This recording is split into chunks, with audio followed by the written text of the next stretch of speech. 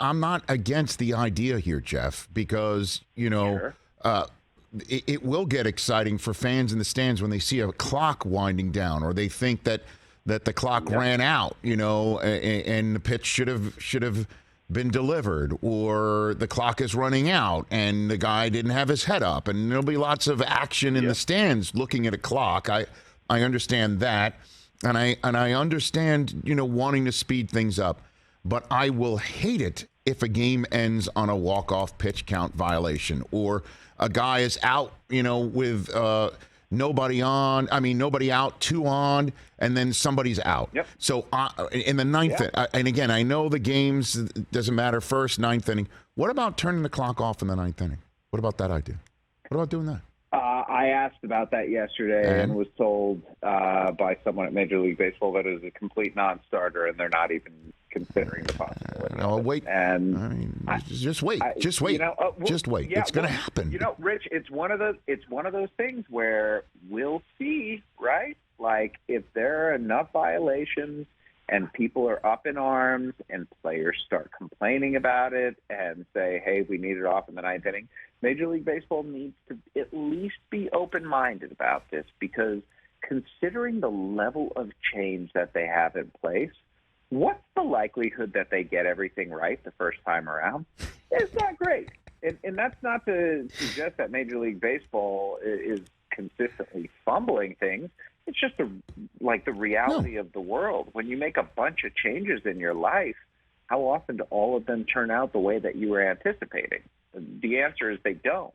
That's just not the way things work. So I think as long as Major League Baseball is open-minded about the possibility of adjusting things, then we're going to be okay. But if they're stubborn and are not listening to widespread fan feedback, and I don't know that the fan feedback necessarily aligns with you entirely, Rich. I think, as far as I can tell from social media, and everyone knows that, social media is a perfect reflection of the world, they're pretty split on this.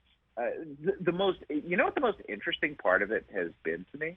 What's that? The people who have been complaining about the pitch clock have not been the ones that I would have anticipated. I would have thought that the complaints would have come from longtime fans who think that this is a bastardization of the game that they know, who say baseball is the only game without a clock, it should stay that way. And there's some element of that.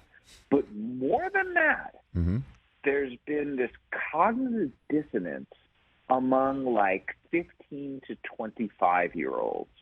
And I was like, in my mind, they were going to be open-minded because they're younger and because they're more open to change. But it occurred to me when I saw this, oh my God, they've never seen what a real baseball game looks like. They've never seen baseball where guys aren't messing around on the mound or unvelcroing their batting gloves. They haven't seen that baseball from the 70s and 80s. That's crisp, that's clean, that's quick, that's action-packed. And so this is a shock to the system for them. Well, it's like, oh, my God, what happened to this sport that I fell in love with?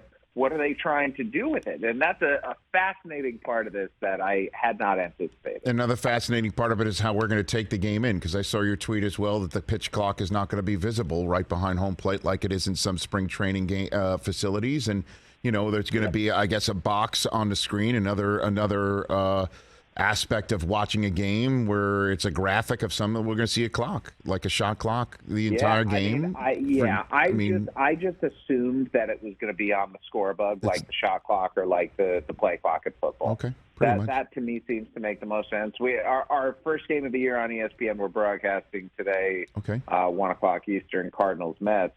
I'm excited to see how we handle that. Okay. Catch the Rich Eisen Show every single day on the Roku channel, 12 to 3 Eastern, for free.